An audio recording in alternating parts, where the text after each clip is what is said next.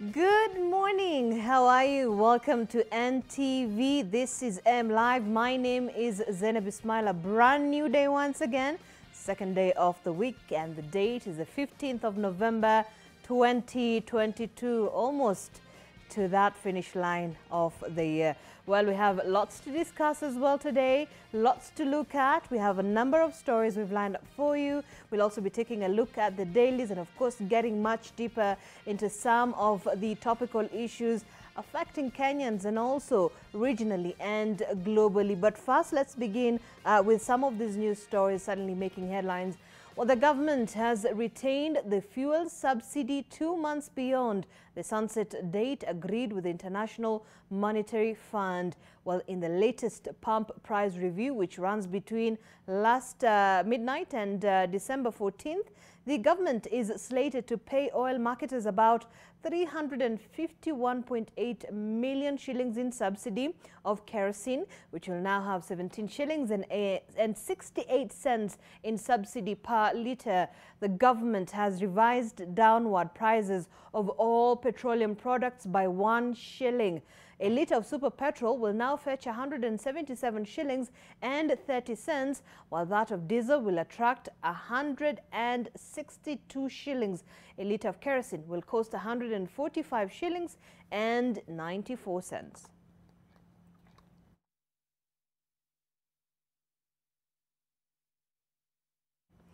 To a story that continues to dominate the headlines.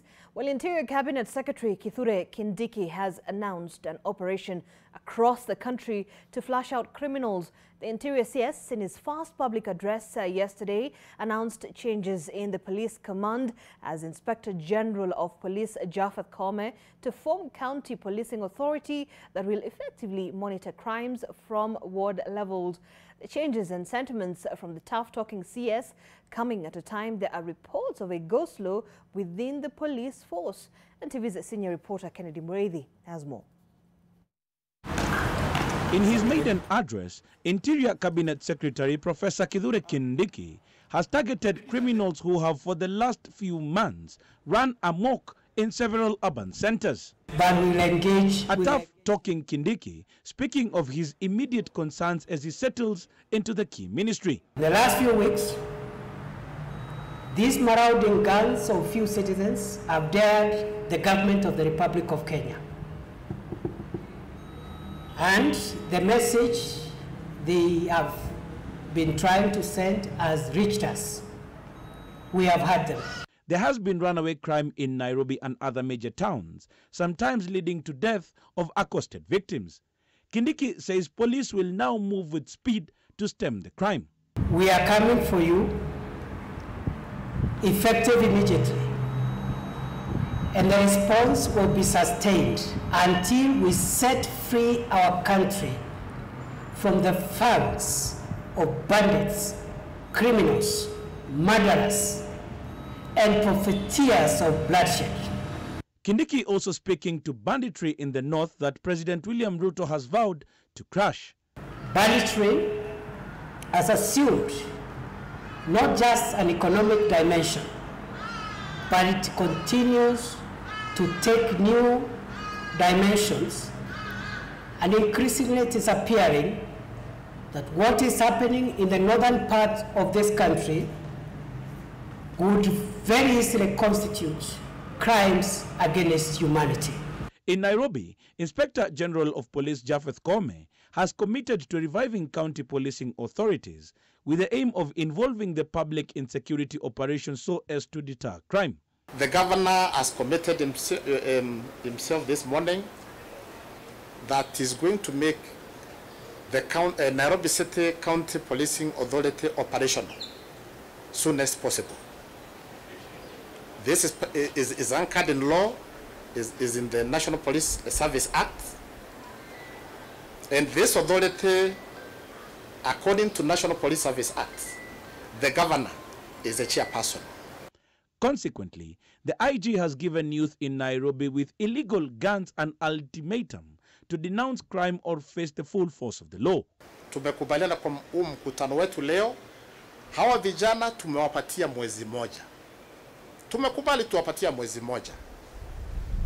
hiyo bunduki uko nayo ambaye is illegal, you are unlawfully holding that fire.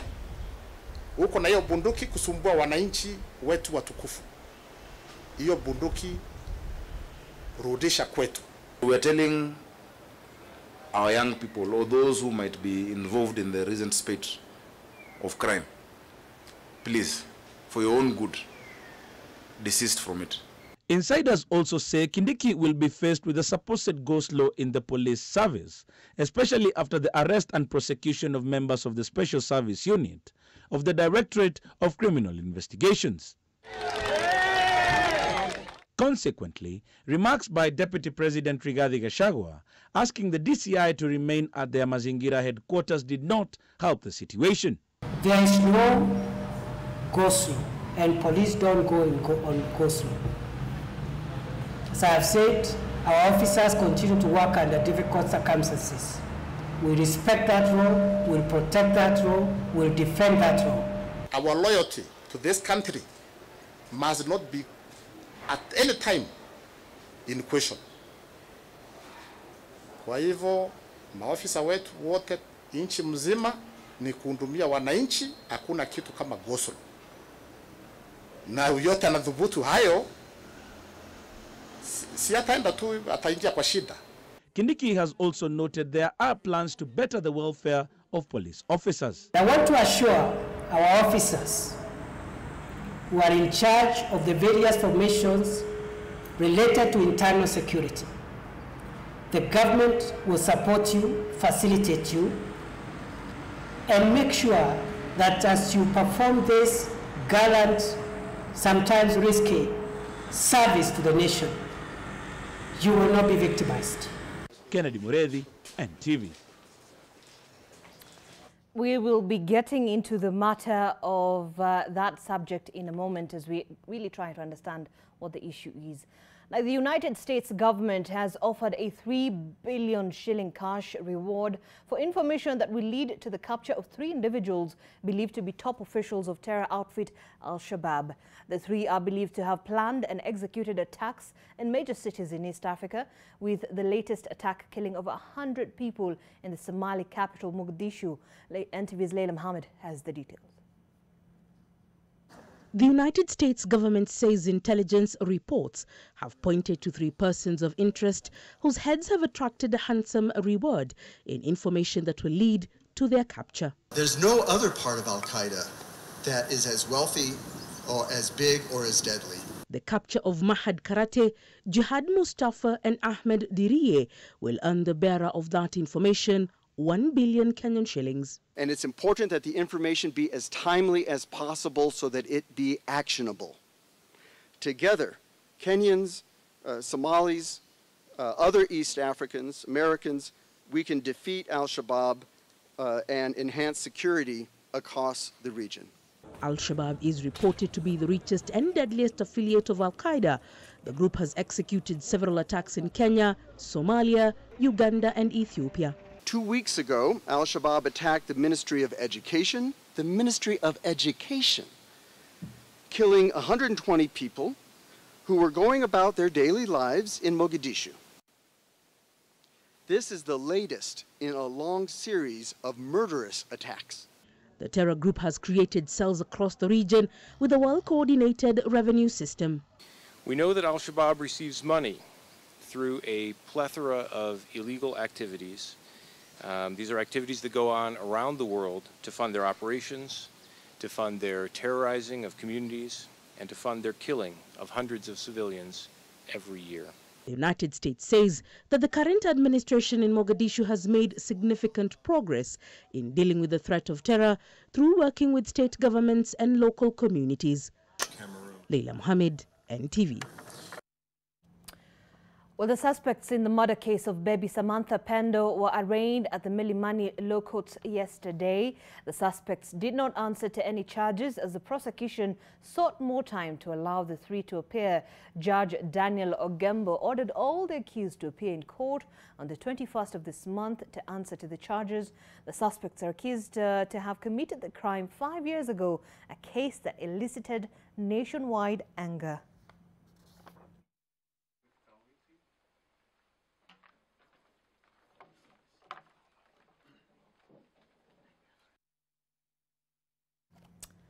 Meanwhile, vetting of nominees for principal secretary positions in the William Ruto government kicked off yesterday, with key focus on various PSs who served in the last government that were retained. Here's NTV's Sydney Chazime with the highlights of the day on one of the vetting by members of parliament. Julius Korir, principal secretary nominee for the State Department of Cabinet Affairs, was the first to take the hot seat before the National Assembly's Administration and Internal Affairs Committee. This being among many times he has faced different panels to be vetted as a PS in the previous government.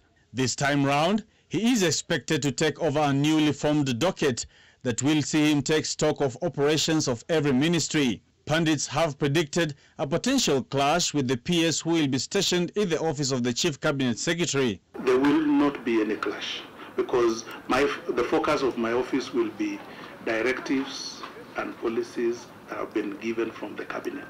So mine will be to ensure that there's no delay from when directives of Cabinet are given and they are implemented. We will also look at ways where there is interface, because I believe the role for the other office will be for the general delivery of government. The inclusivity question was posed to him, with Homa Bay Town MP Peter Kaluma keen to know how those who voted against President Ruto will be served. What advice would you give the Cabinet on this issue of inclusivity, particularly in distribution of state resources? And I'm only asking this question because yours is very critical. We'll be looking at the entire country, and I will be making necessary briefs to Cabinet so that there is equitable distribution of state resources so as to bring the entire country at the same level of development. I, Dr. Raymond Vicky Ojwang Omolo. Raymond Omolo, who is slated to replace Karanja Kibisho in the powerful interior docket, also faced the panel. The former managing director of the Lake Basin Development Authority attributed the rising cases of insecurity to lack of food security. You can look at even the situation in the north with the banditry.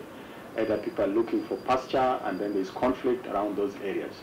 And this is directly as a result of what you're observing in climate change. The Principal Secretary... Engineer Peter Tum also makes the list of PSs who have been retained after serving in Uhuru Kenyatta's government. Having served previously in the Labour Ministry, Tum is now poised to take over the health docket previously held by Susan Mochache.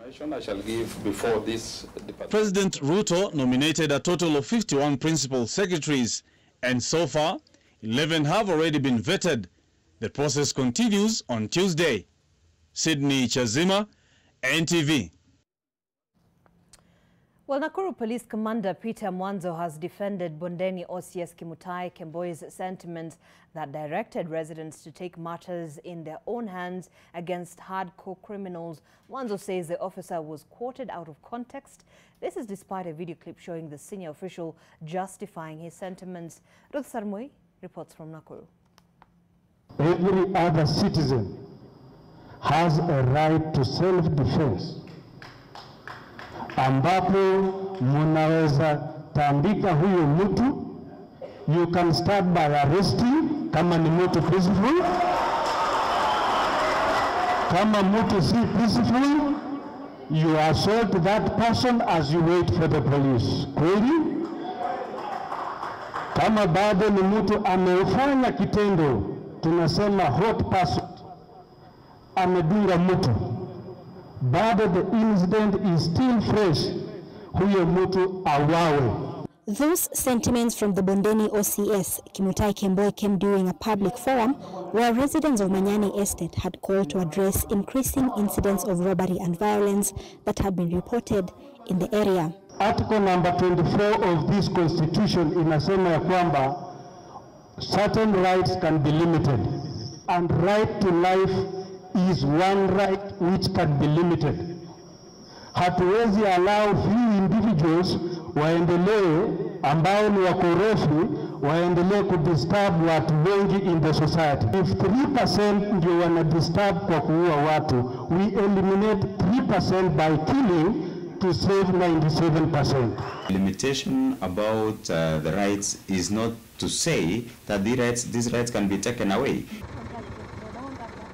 Dismissing the sentiments that some have said could contribute to police laxity, Nakuru police boss Peter Mwanzo has said the aim was to encourage residents to cooperate with the police in curbing crime. There is also arrest by members of public. It's provided in the constitution.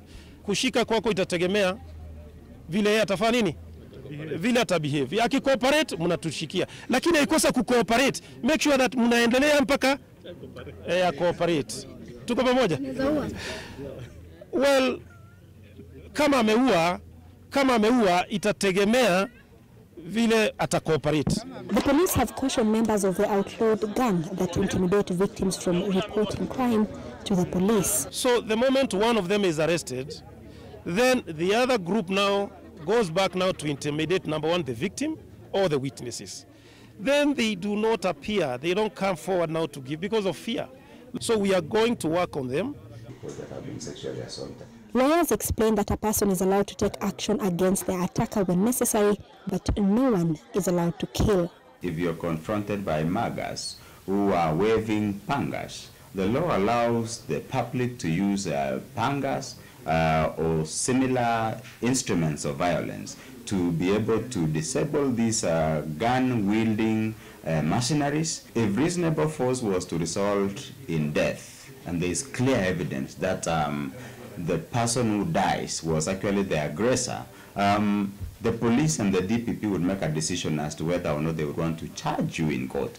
Corrupt police officers and slow processes in the judiciary system have been blamed for the lack of trust by victims when in pursuit of justice. We have a few police officers who are disciplined, and I hope the new Inspector General of Police would get down and serious about this issue. The other problem that we have, of course, is that our courts also are not moving with the desired speed. You arrest a person, you find you have a hearing in court today, you go, you find a magistrate is proceeding on a seminar. Ruth Sarmoi, NTV, Nakuru. And Azimio la Umoja One Kenya coalition party senators have dismissed claims that there is an imminent fallout in the coalition of a Parliamentary Service Commission slots, whereby Jubilee has decried being denied one. Senate Minority Leader Stewart Madzayo and the Minority Whip Fatuma Dulo stated that all is well. That is it. Here's more. Acrimony in the Azimio la Umoja One Kenya coalition party sparked by fights between ODM and Jubilee Party on a Parliamentary Service Commission slot continues, even as Azimio's leadership in the Senate came out to reassure supporters that all is well. There was no disagreement even in the letters, yeah?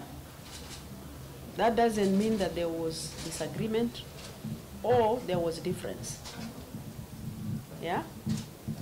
So what happened then was that it's the communication that came at different times. And I was actually out of the country, he was in the country. So that is the difference. But otherwise, at the personal level, at the leadership level, we don't have any difference. The bone of contention is a decision to have Nyamira Senator Okongo Omogeni of ODM replace Jubilee's Fatuma Dulo, giving ODM 2 positions in the powerful commission. Dulo, who already holds the whip position, had been nominated to replace Jubilee's initial pick, Sirisia Member of Parliament, John Waluke, who is currently in prison. You cannot tie a heifer that is supposed to produce milk on a plow, Mr. Speaker, to plow the fields. You can also not go and try to milk a bull. There is no milk there. What you're supposed to do is to match everybody's skill and abilities and the gifts that God has given you to the role. Both sides of the House feel that Senator Omogeni will be in a better position as a Speaker to represent the interests of the Senate in the PSC. While the Senate approved the nomination, in the National Assembly, Jubilee Party protested as approvals were done. You can see we are one, and we have stated very clearly that we have discussed these matters, we have been with the principles, and we are one team. If there are issues, it will be sorted out in-house. Yeah? Period. Duncan Haemba, NTV. Well, in-house issues that are certainly public, but is it a fallout that is imminent? We'll be discussing that in a moment. And time to get to what is in the dailies, and to have this conversation and looking at the dailies with me, I'm not alone in studio. I'm joined by, as always, Danstan Omari, Wakili and political analyst. A very good morning. Karibu once again. Brand new week, indeed it is. Dennis Ndumbi, political governance analyst and security expert as well. As we dwell much deeper into the state of security in the country, you'll be telling us what is the issue really. And Jim India, political analyst. Karibu sana Jim to the program. Let's begin with the Daily Nation. This is, everything to do with the education sector, and it is affecting guardians and learners and parents across the country. Placed junior high in primary, says the parents are saying CBC reform, an analysis by the Nation of presentations made at various venues before the Presidential Working Party on Education Reforms indicates that the place of junior secondary school is a major bone of contention. Now, although opinion is split on the issue, there appears to be a strong push to reverse the Jubilee administration's decision that domiciled it in secondary schools and instead have it remain in primary schools. That is on page 7 of the Nation. And at a glance, so there were submissions signaling a strong push to reverse the Jubilee administration's policy of sending the young learners to secondary schools. Momentum by the previous administration to prepare secondary schools to receive the Pioneer CBC class has been slowed down. Remember, there's a lot of issues with regard to the implementation of the CBC up until this point. The president will receive a preliminary report at the end of the month, then direct how learners will transit to junior secondary school in January. And the initial report will be in the same week that learners in the Pioneer CBC class will undertake the inaugural examination. Dunstan, I'll begin with you. I know you're a parent, a guardian. What do you feel about this whole issue of placing junior high school in primary school, saying, no, we do not want to take our young learners to, secondary schools? But remember, there's also a big issue of infrastructure at the same time. Thank you, Zainab. One time I was from 1985 to 2016, I was a secondary school teacher. So I'm well grounded in what is going on. Right. The issues that are bedfelling the CBC is that there was really no public participation. Originally, the education system was 7, 4, 2, 3. Right. 7 in primary, 4 in secondary, then 2 at A level, and the others. But originally, before that, there was also KJC, where secondary was structured in 2 phases. Form 1, Form 2, a student does what certificate called KJCE. Then Form 3 and 4, you move to do KCSE. So I think that is the notion CBC was trying to say. So the question is, do we take those students to secondary school at that age, or do we leave them still in primary school? To my point, I think they are supposed to be retained at primary school until they mature well enough to move to secondary school. The facility... Do you feel that was a misstep in terms of the Jubilee administration's policy? It was a misstep. Right. Because you look at an education system from a global point of view. Right. You don't only look at education system from a local point of view. We are producing students for the international and local market. We are not only producing students for local consumption, graduates from local consumption. We are producing at every stage of termination. That student should go to India, that student should go to UK and proceed with their education system.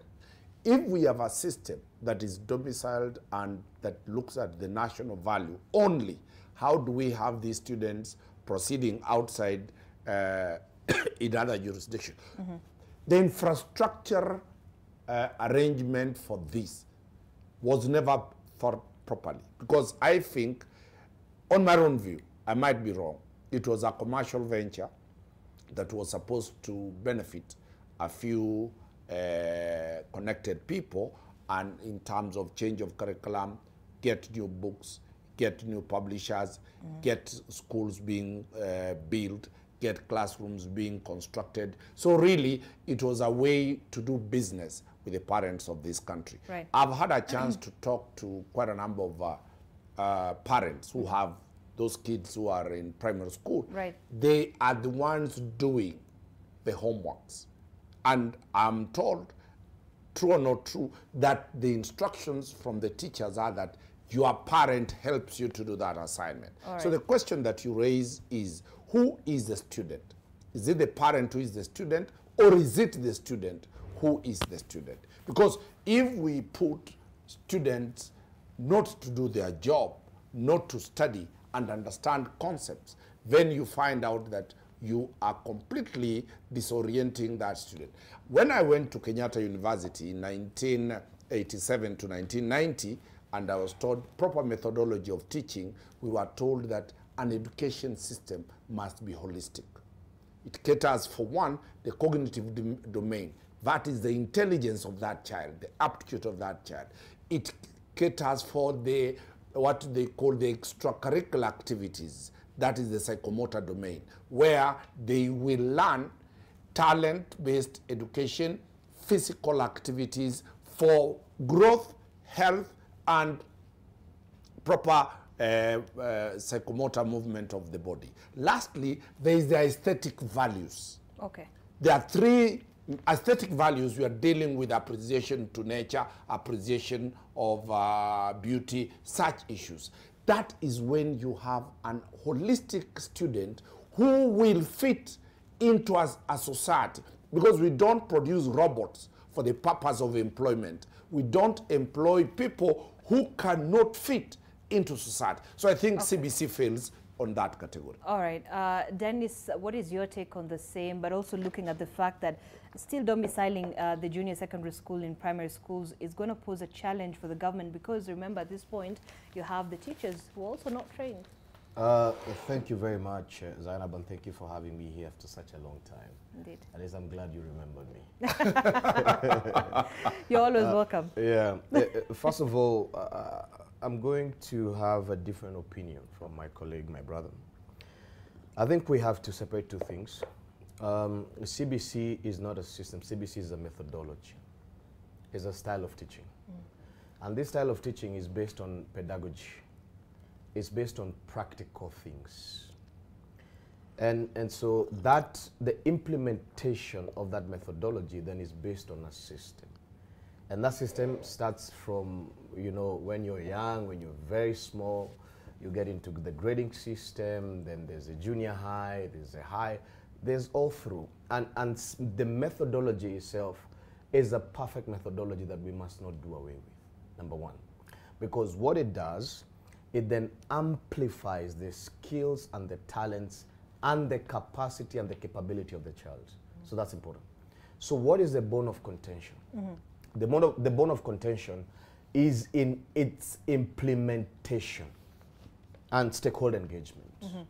And not just that, in terms of who should take which responsibility at where. Also, there's a concept of the fact that based on its pilot stage, it was introduced poorly. The teacher training was poor. The parent engagement was poor. So essentially, what we are trying to deal with is, and I agree with something that my brother said, is the stakeholder participation. Parents would have been given the opportunity to also contribute into how the implementation of this good methodology should happen. Now, one of the things that we have to identify is that we have the national goals of education, which are 8 in number. All of them are sound and perfect. And so we revised the national goals of education in 2007 after realizing that we are not producing a holistic scholar that is answering to both our technological development needs and our moral needs as a country. So when you look at the revision of the national goals of education, which are 7, the first one was to foster nationalism, patriotism, and promote national equity. We had a problem in this country.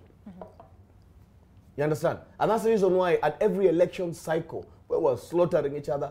Still, that question needs to be answered. Because you realize my colleague and I were on different sides politically. And we thank God that in 2022, really, there was absolutely no, crime-centric, election-centric crime. The second one, essentially, is critical because we realized we need to answer to the technological and industrial needs of the nation. So the second goal was promote social, economic, technological, and industrial needs of the nation. I won't go into the depth of it. I'm just, just reading it. The third one was promote individual development and self-fulfillment. The fourth one was promote sound moral and religious values. The fifth one was promote social equity and responsibility. Essentially, you want to produce scholars who respect national equity, who value that what is in Nairobi must be in Turkana. The sixth one was promote respect for and development for Kenya's rich and varied cultures.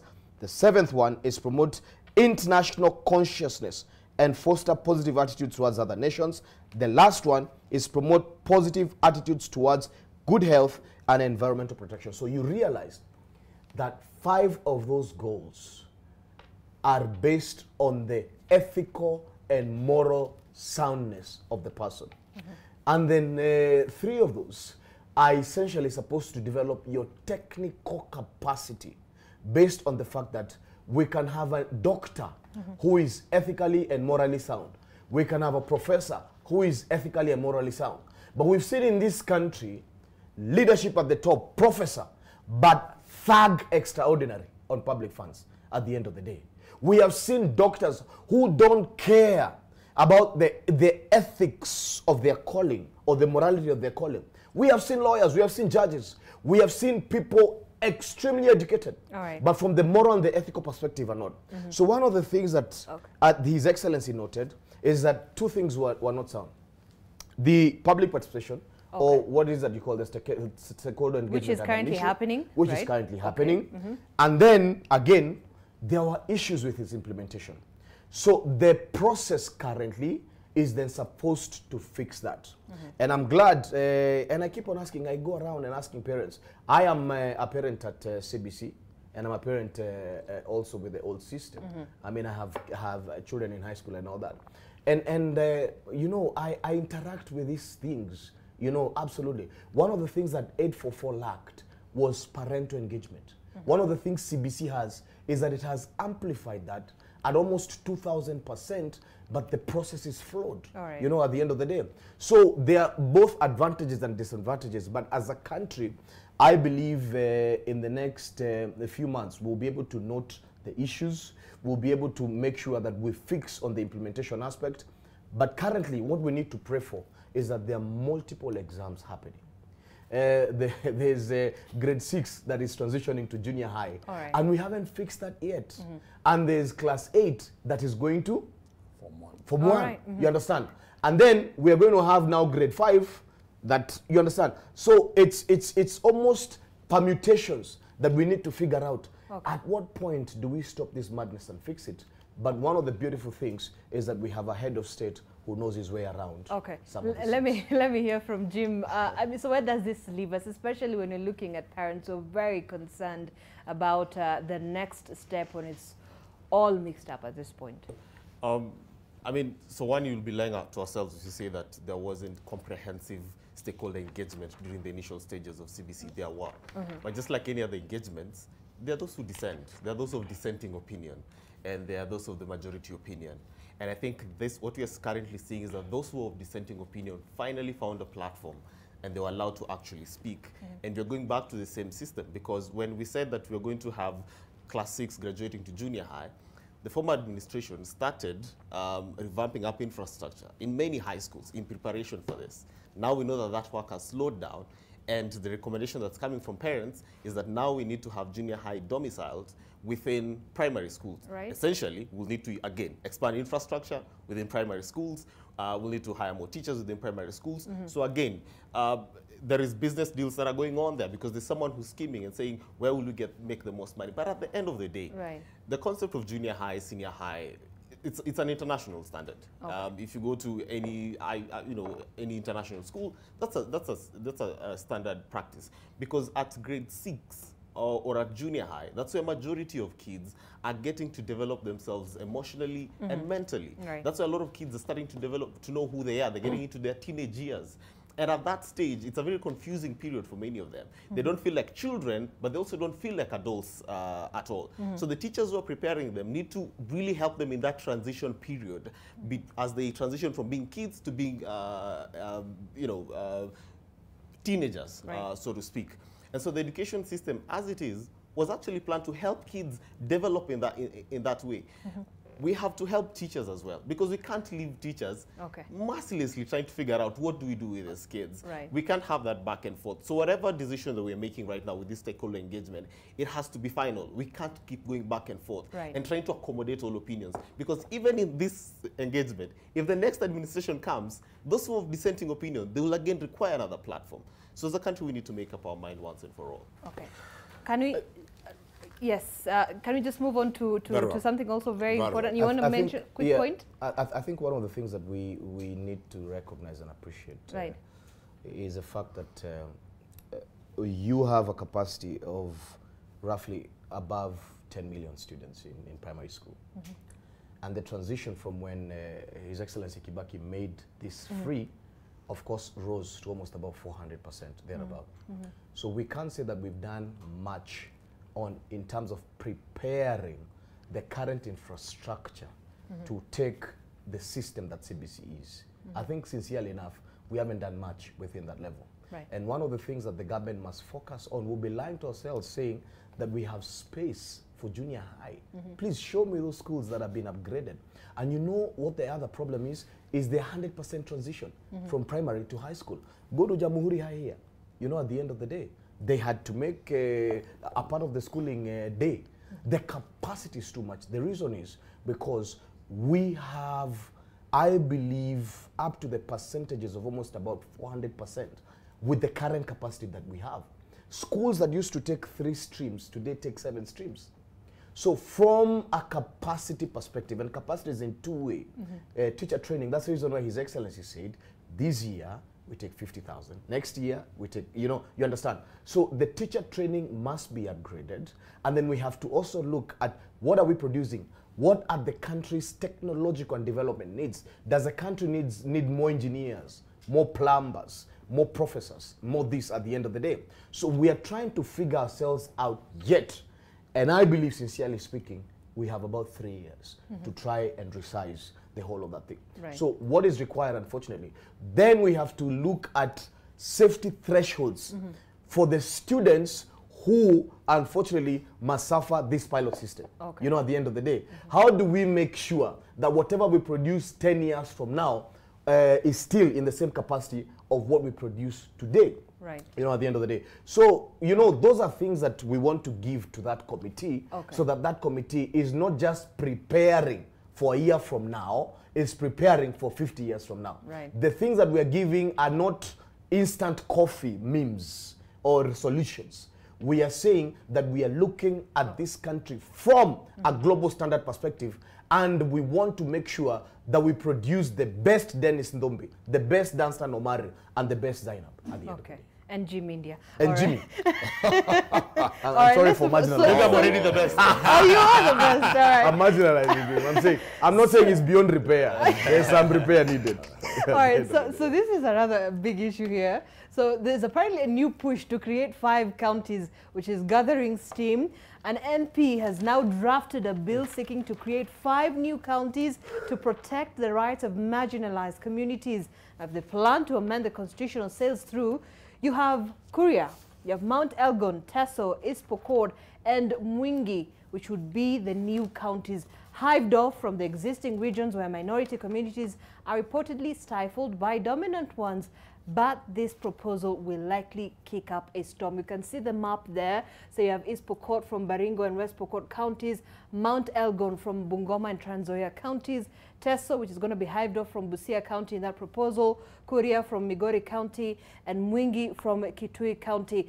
But there are certainly implications on the same. We have, let me just mention a few on the very front page of The Nation. So the National Assembly, 5 more women representatives will raise the membership to 354. In the Senate, 5 more elected senators, raising membership to 72, parliament members to increase from 416 to 426, cash allocation, which means financial allocation to affect counties, will reduce, governor election realignment expected in the election of governors in the counties, presidential election, which will increase the number of counties from which a presidential candidate must attain at least 25% of the votes cast to win at an election. Wakili Danson Omari, what is your view on this proposal by that member of parliament? I'm going to get you the name right now. It's on page 4 and 5 of the Nation. Right. Kitayama Marwa, Mheshimiwa for Kuria, has raised a very, very pertinent question about amending the constitution to create more counties. Right. Is it within the constitutional framework? Very many Kenyans will think he's doing something wrong. I find out that he is doing exactly what the constitution allows him to do. The right to agitate for what he thinks is there. Does the constitution anticipate an amendment to the constitution to allow more than 47 counties? Yes. The constitution provides for how do you proceed to amend and create more counties or abolish counties. It provides the parameters. Let me go through briefly what the constitution provides for. One, we'll have to get at least 50 signatures of parliamentarians. After acquisition of 50 signatures of our parliamentarians, that now is a constitutional threshold for a motion to be placed before Parliament. That parliamentary discussion, if he manages to acquire 2/3 of Parliament, then that motion moves to the Senate. If he acquires 2/3 of the majority of the Senate, then a committee of Parliament is appointed to deal with that question. Then the IBC is given that to deal with the issues. In Article 88, it provides for what is supposed to be the justification. The justification is, for example, population density. If he proves that these areas are, the population is large enough, that is one of the conditions. If he says a marginalization, because like his argument is that the Kuria people who stay in the Migori County constitute 30% of the population. 70% are the dominant Luo ethnic speaking community. Are the Kuria people likely any other time to hold a position of a governor or to hold the position of a speaker of the National Assembly? Can they have a say in leadership? So those are the issues that are captured in Article 88, that if that is a ground, then that can be a reason to agitate for that. What does the Constitution provide for amendments? There are only 2 ways. Either a popular initiative, which is not available for Mheshimiwa. The popular initiative from the judgment of the Supreme Court in the BBI is only available for Wanjiku.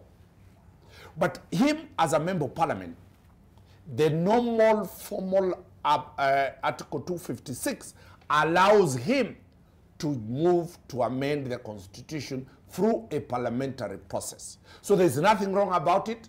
Kenyans will say it is wrong, but there is no constitutional timeline that this is the time one can move a constitutional petition for amendment. Because the Constitution, remember, there was what we said, originally in BBI, the first issue was the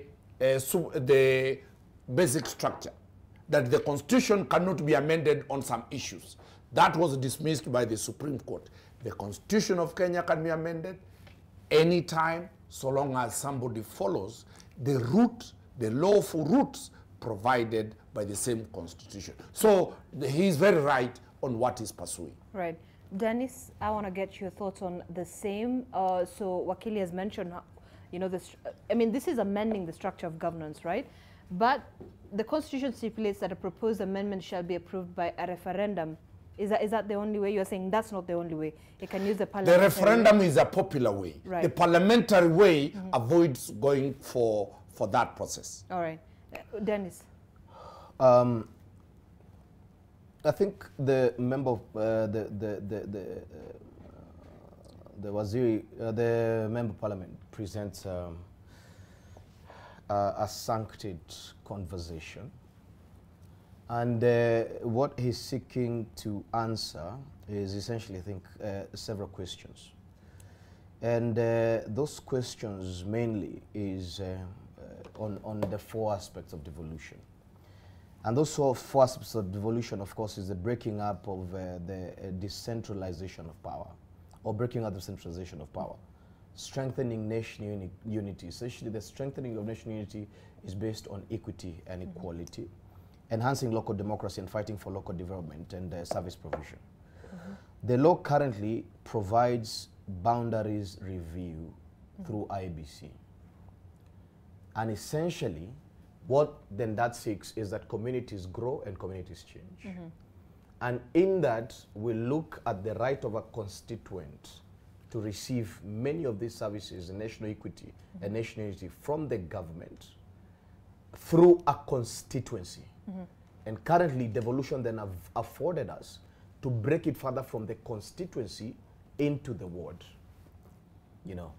So the question is, should we go the way that the member of parliament is proposing, or then should we go the IBC way, or further ensuring that within one county, for example, when I look at Kajiado, I keep on asking myself, I mean, the governor has a lot of work from a county perspective, if you look at it from a county perspective. So should we increase the number of constituencies and the number of wards without essentially amending the constitution? Will that then be able to ensure that the services you get in Rongai are the same services you get in Kitengela? Is one county, essentially. You go to one place, there are roads. You go to another place, there are no roads. Population dynamics change. Sometimes it's not even the local inhabitants who are there. Sometimes, I mean, if you look at Kitengela and Rongai, those are cosmopolitan areas within essentially a certain defined locality. So what we need to look for, if then the question is saying that the solutions afforded in law are not functioning for ASAL counties, and that marginalized has never been answered in the last 50 years, and then the best question to answer is amend the constitution and create more counties, and essentially give the exchequer and the Kenyan a bigger bill to pay in terms of political representation.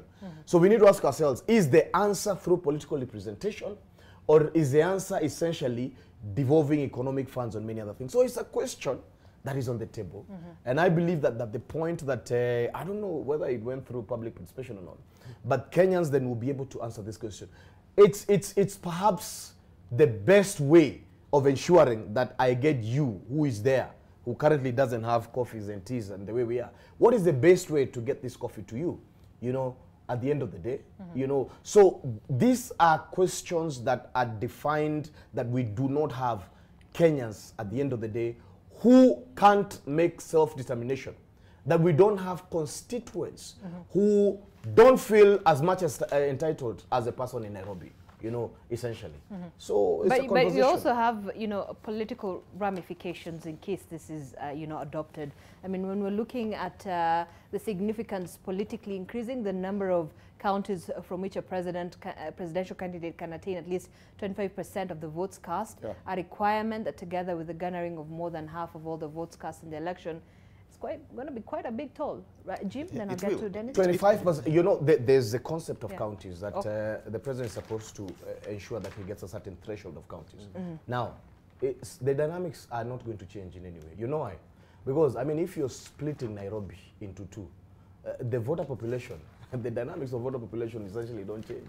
You understand? It's the same number of voters you used to get are essentially just going to be split in one county. However, the threshold within that county that you need to get 10, 15, 13% within that specific county, of course, is disturbed. So I think those are scientific mechanisms that we should review. But even if you look at the economics of the proposal, I think the problem for me is the economics of the proposal.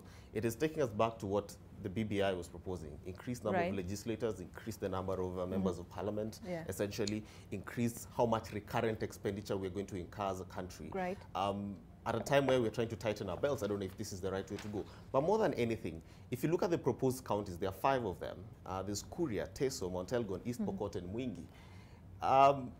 And they're saying that certain people are marginalized. We are trying to ethnicize our counties. We're basically trying to say that every community needs their own individual county. That we do not want this whole idea of diversity in a county. So every community now will go ahead after every 5-10 years and say, we feel marginalized in this county, and so we want our own county. It goes against the very principle of diversity that we're trying to promote within our constitutions. But I'd like also Wakili to just maybe clarify for us, because I know that this is an attempt to amend the objects, principles, and structure of devolved government. Should that go to a referendum, would Parliament have the leeway to do an amendment that actually attacks the basic structure of governance without going for a referendum, without involving the people themselves? Is that, if you could just clarify for us what actually the Constitution says on this kind of initiative that attacks the basic structure of government. But over and above anything, I think for me that those poses as our challenges. And as a country, we have to agree whether we want to exist collectively as a people, or we want each and every community to be on their own. Because this route means that you're paving the way for every other community in future who live in a county that they feel represented. You'll go to Nakuru. In counties where we've had tensions, we'll say that the only way to resolve these tensions is then let's split this county and let every community that lives here have their own constituency. And I do agree. A county like Itu is huge. Right. You move to Mwingi and it is massive county. You take about 3-4 hours between one end to the other. And there needs to be a way in which, how do we ensure that to the very corners, that's why we have sub-counties, that's why we have wards in those counties. Okay. If the system, as has been set up, would work, then it would serve the very marginalized people, because that is why we gave ourselves devolved systems of governance. Right. And at this point, yes, Wakili. If I will respond, whether it needs a referendum, adding numbers of counties is not changing the basic structure of government. That is numbers, just like addition of constituencies. Every 10 years, IEBC and Parliament is allowed to add or review the numbers. So the question will be, if we are saying we create a third layer, there is the national government, there's a mongrel in between, then there are counties. That one will need a referendum. But on question of numbers, it is purely like that. Let me explain as to why this is very critical. Let us go very fast to the formation of this current constitution. The Bomas draft recommended 74 counties. These were districts at that time. There were districts that were gazetted, and there were districts that were operationalized but that were not gazetted. The essence of district formation under Moi regime was to take services to the people. So when we went to Naivasha at the eve of the enactment of the 2010 Constitution, the debate was, do we go a presidential system or do we go a parliamentary system? By consensus, they agreed that they will not have more than 50 counties. Then how do they deal with it? When they said, we will go with the number of districts that were gazetted. At that time, the number of districts that were gazetted were 46 plus Nairobi. That is why we have 47 counties. The question about population was never factored in. The question about marginalization, of ethnic marginalization, was never factored in.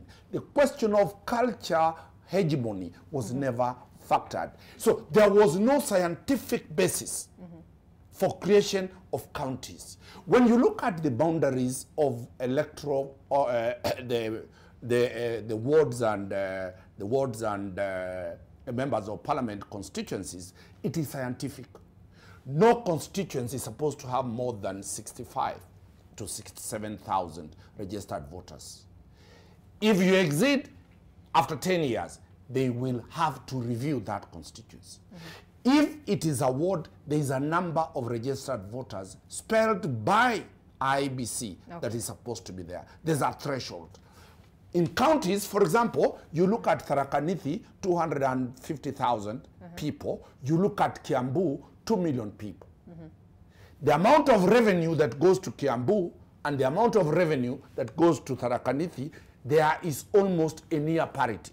But do these people in Kiambu, do these people in Kakamega, do these people in Nairobi, who are over 4 million, get services? The question about what this member of parliament is asking is a scientific way of delimiting counties, the way the constituencies are done. And that is what people need to understand, that you do not understand the pain unless you are marginalized in a certain electoral process. We have seen what has happened in terms of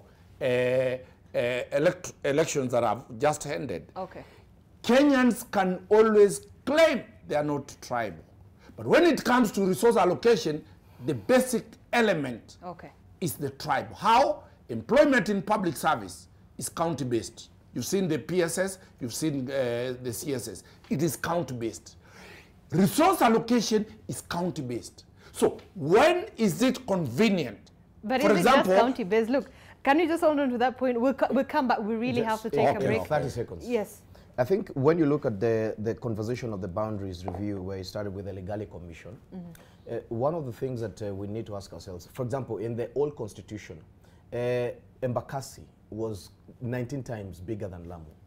Now, that is a problem that we could go back to if that, that proposal sails through. All right. Under the new constitution, the names and the boundaries review of constituencies is said to be periodic. For example, IBC between 2020 and 2024 needed to deliver a review, at the end of the day. So we need to ask ourselves, should we wait for the IBC ways? Because the current boundaries are based on 2009 census, which was distributed in 2012. We have a new census at the end of the day. So an IBC is supposed to review those boundaries between 2020 and 2024. Unfortunately, the remaking and the remodeling of IBC, in that's the last a whole other dynamic, was right. another dynamic.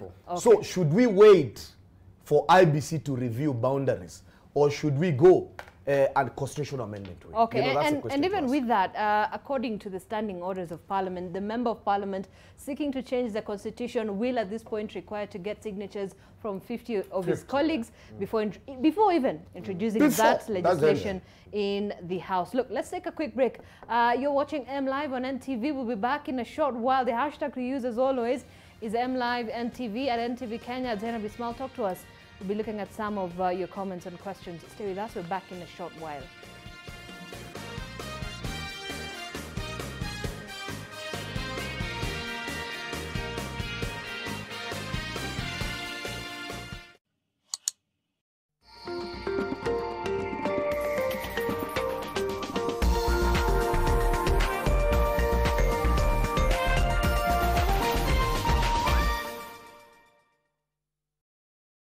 Did you take the car to Milton Hotel? What are you saying, Carlos? Are you being like Gabrielle? Are you suspecting me of killing your mom right now? Dad, I'm just asking you why the car needs to be sold right away. Gabrielle is pinning the murder on us, and he's using that car as evidence against us. So who's the one who took the car then? I don't know. I was here the whole time. Aren't you the one who's giving my family problems? Huh? Especially with my dad, all because of that investigation of yours. So who's bothering who? Lower your voice, will you? This is not the place for you to do this. Oh, so you're ashamed to make a scene here, but you're okay to do it when you're in my own office? Is that right? You came this way just to make a scene, huh? You really are a coward. What, do you want to take this outside? It's just you and me. Just to break a sweat. New Sensodyne Repair and Protect with Deep Repair. It's a huge game changer for me. The science is pretty amazing because it really goes deep inside the tooth and repairs tooth sensitivity. It's going to improve the quality of my life in a big way.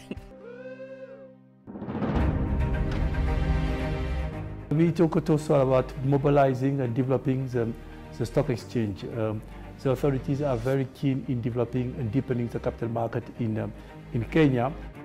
As you know, you heard when we talk about green financing, we heard also the word greenwashing, where people are talking about investment who looks, smell green, but we are not really green. And we try to ensure that these investments are really green. I've been involved in telecom in Ethiopia for many years. while I was Vice President for Africa region, when I was Vice President for infrastructure. We'll be announcing very soon new initiatives that will increase significantly the amount of resources made available for African venture capital and Africa startup.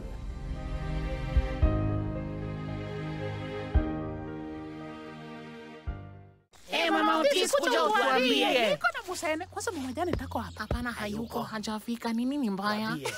Nimeingia juzi kwa nyumba ya mama Jane wakati ya lunch. Hata sikuwa nataka chakula yao. Nini ikafanyika? Kila mtu akatoka kwa meza mbio chakula kwa sahani. Hata waogope tunawaangalia. Hata baba Jane tufile ni mpole. Mpole gani? Yeye mwenyewe amebeba sufuria mzima akajificha kwa choo na mchele. Mama Jane tunaye akaficha nyama chini ya pilo na supu. Ni uchoyo kiasi gani? Hebu niambie. Baba Jane sio mzuri. Aliniona akinunua chips ya mwitu. Alikimbia hata karibu mguu inavunjika. To get mushene ya chama, dial star 812 star 802 hash. Skiza, Nan Nation.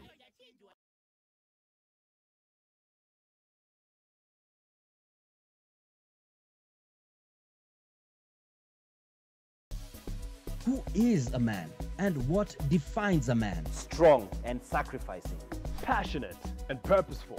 Industrious and independent. A leader and a lover. Ambitious and adventurous. Provider and protector. But wait, what of the weak and wounded? And what beats down and bothers the brothers? What are the real feelings of the fellas? Well, whatever season you're in, we welcome you to The Man Cave. What beats a Saturday afternoon with the boys, sharing experiences, networking, socializing, digging into good food, grooving to great music by DJ Jom Falme and Hype God, and learning from inspirational presentations by an eminent panel of men? From wealth to health, retirement, authentic relationships, coping with midlife crisis, or just re-examining your role as a man, come to this gathering of men, The Man Cave. Saturday, 26th November, 1 p.m. to 7 p.m. at the Summer House, Karen. Grab your tickets at 2,500 shillings from Kenya Buzz. The Man Cave. Be there. Learn in a minute. Brought to you by Nivea Lumina 630 Anti-Dark Mark Serum. Dark marks on my face? What causes them? Yet I've tried everything. Hello, my name is Emma and this is Learn in a Minute.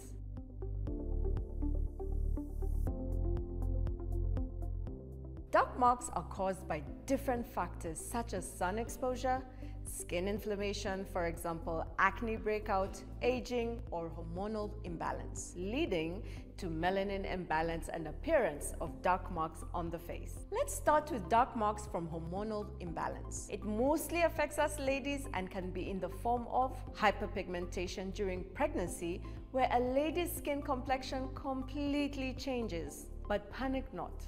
Solution Iko. You need a serum that regulates this hyperpigmentation and also prevents any reappearance. I'm thinking Nivea Lumina 630 Anti-Dark Marks. It starts working from day one with visible results in just 2 weeks. My name is Emma and this is Learn in a Minute.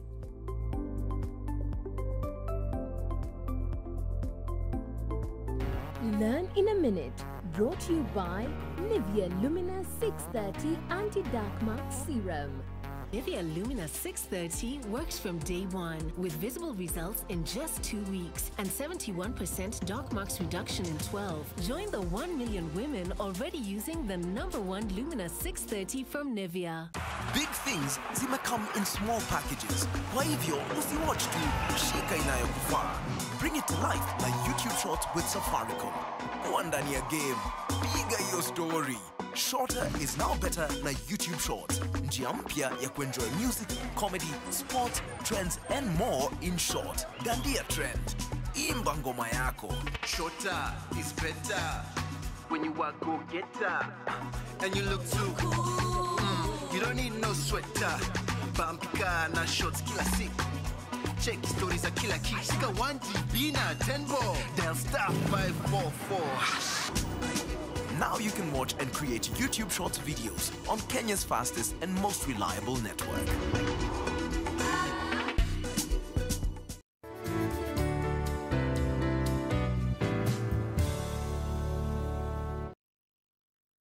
We know your flavor, and that's how you inspire us to always deliver the best quality meals made fresh with locally sourced ingredients. Galitos, bold African flavor. Get the Galitos Hot Box and a 500 ml Coke soda at just 699 Kenya shillings.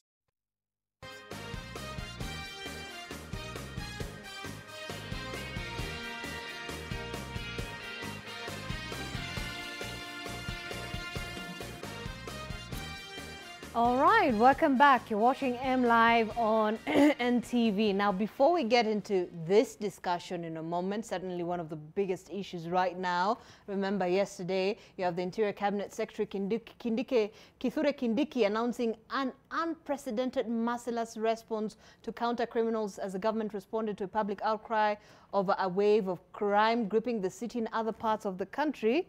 We'll get back in a moment. Let's take a look at what's on the very front page of the Standard, still the same, where we're going to get into that. But let me get us to the third page of the Standard. PS nominees defend Ruto's austerity plans. You have a number of faces there who appeared yesterday before the different committees of the National Assembly for vetting. National Treasury PS nominee Dr. Chris Kiptoo. You have Performance and Delivery Management PS nominee Esther Ngero. Cabinet Affairs PS nominee Julius Korir, Parliament Affairs PS nominee Aurelia Rono, Medical Services PS nominee Engineer Peter Tum, and Interior PS nominee Raymond Omolo, among others. The others include James Muhati for Planning, Hilary Kimutai, Livestock and Development, and Josephine Mburu, Health Standards and Professional Management, who were also vetted. Well, let me begin with you, Jim. First of all, so I don't know if you watched the vetting of these cabinet, principal secretaries. What did you get from that? Some of them are defending the president's austerity plans in the government. And what do you feel they are the right people for the job? Definitely at the PS level, the president attempted to have technocrats and people who understand the job. Right. And if you could a little away from the cabinet secretaries now. Yeah, whereas these are still political appointments, right? They're still political appointments, and that is fine. But you could tell that these are people who are actually seasoned in the subject matter that they're talking about. And because they are serving at the behest of the president, appointed by the president, they're serving at the behest of the president. I don't know if my brother disagrees. But they have to defend the policy of government. They're driving government policy. They are the drivers of government policy. And so government policy has already been determined by the Ruto administration when they made their manifesto to Kenyans, which might have been the basis why they were voted in. That alone is what they will be driving as PSS. They are assisting the president to deliver on his promises. And so it only makes sense that they are defending a lot of the things that the president mentioned and has continues to mention during his time out. The austerity measures, the problem with this is, okay, we've seen the supplementary budget, which has already brought about a lot of austerity measures. The problem has always been the actualizing of it, because there's a lot of wastage in government. There's a lot, especially at the cabinet level, where you have a lot of travels and whatnot. And so the hope is that these individuals, as they come in, they know what they're doing. Our problem has never been that we don't have people who don't know the job. It's always been that they know the job, but they just either choose not to do the job, or they choose to engage in other things other than the job. So if there is political goodwill at the very top, and there seems to be from the president, reading that things there needs to be work, hopefully that they will work. Because no matter who is appointed in these positions, if they do not decide that they will actually work, they will not work. They will only engage in sidekicks, they will engage in corruption and the rest of it. So having listened to them, having read their profiles, a majority of them, they are up to their task, they are capable, they are well talented. At the end of the day, it is, do they have the will, is their heart in the right place to serve the people of Kenya? Because otherwise, they will only serve their own personal interest and turn government into their own personal machines to achieve gain. But we must give them the time to see how they do perform, right? We have to. Understand? Well, first and foremost, we were with you here on the question of vetting of CSS. And I put it very clearly that Parliament is a conveyor belt. It's a waste of time to take these names to Parliament, at committee stage and also at the plenary. They will be cleared. They should have just been appointed, sworn in, and they start their work. Why do I say this? The reason is that the parliament is a machine, is a voting machine. And that has been depicted by the CS's issue. Number two, does this list depict the face of the Republic of Kenya? Today, 3 petitions were filed, one challenging the applicability of the constitutional threshold in terms of gender, in terms of disability, in terms of ethnic diversity, are coming up today at 9 a.m., where petitioners are challenging and wanting to stop this process. Whether the courts deal with that is another issue. So the question about service delivery, justice must not only be seen, it must be seen that it is there. For example, the whole of that community, and I talked to Dumbi quietly here, none of the Kisii community is among those people. There are 51 slots. What could the president have done better than allow each community, 45 tribes in this country, each to have one PS? But what threshold did the president use to make sure that there is inclusion on all levels from every part of the country, not necessarily within specific counties? What I'm saying, it is ethnic-based, appointment on ethnic-based, gender-based. How many women do we have there? Are they more than a third? How many disabled people are there? Those are constitutional thresholds. Does that list portray the face of this republic, or it shows a complete ethnic profiling of other communities? That parliament has failed to protect. We hope the courts will protect. I wouldn't want to talk so much about it because we shall be in court over this matter. Okay. On the question of service delivery, I personally have no issue about the qualification of them in terms of academic qualification, experience, and other issues. Is that the only constitutional requirement? It does not. The face of inclusivity, the face of Kenyans moving together in this government does not matter. Also, the question I've asked Thumbi quietly, do we have hustlers there? Do we have really hustlers there? I've seen the amount of money these guys are claiming they have. Do we have the India, my good friend, India's class there? Young people? The young people, are they there? So, for now, it is a fait accompli unless the court decides. But we wish them all the best if the courts will not stop it. Right. Yes, Dennis. Thank you. My friend today, Dunstan, has gone very, has elicited very strong tribal emotions. It is I have got to defend my community. Both, and in doing that, actually risking to offend Article 10 on inclusivity. Even if you're tribal, I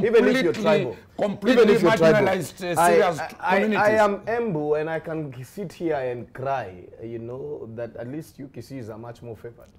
If I am a tribal guy, but I am not, I'm thinking as a Kenyan. At the end of the day, I'm thinking on matters of competence.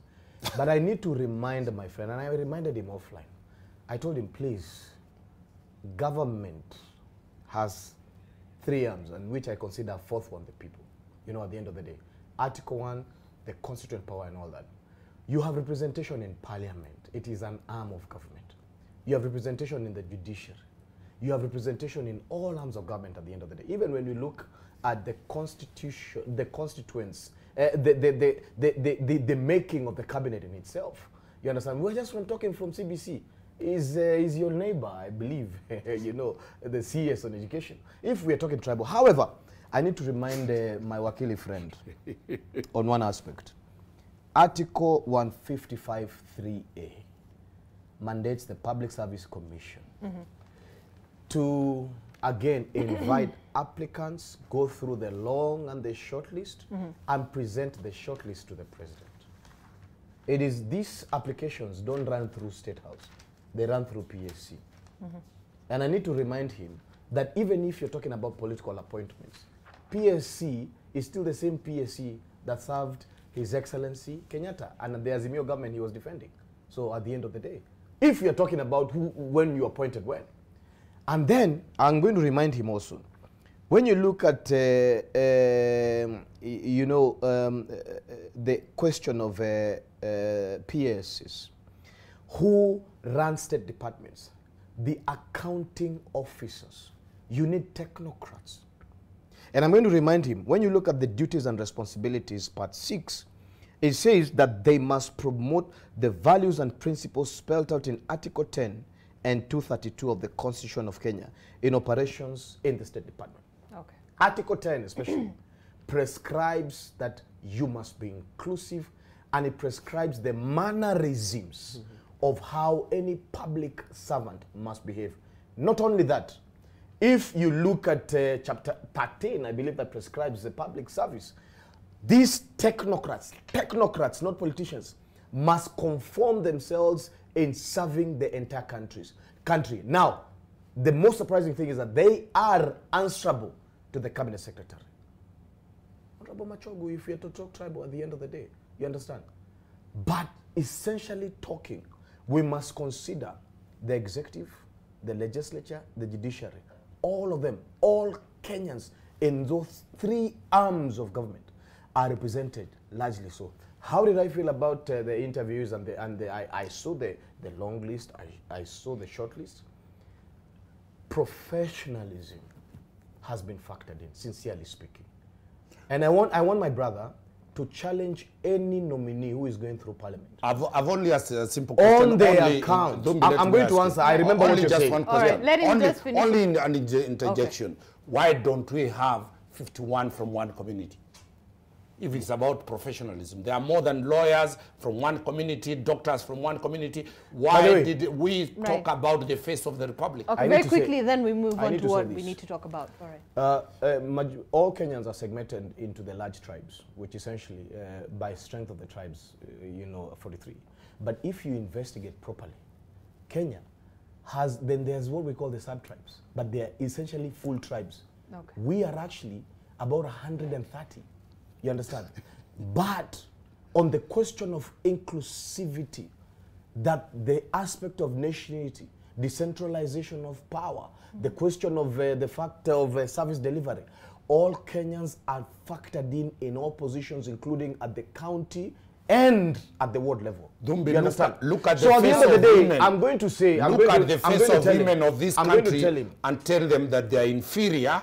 They are not supposed to have positions that are equal. Of course, of course, women in this my country, brother, the question of my brother, of course, seeks always to be controversial in some of the conversations. No, we must defend our daughters and our wives. If you inspect the most women-centric party, in fact, we, the men, are feeling a bit alienated.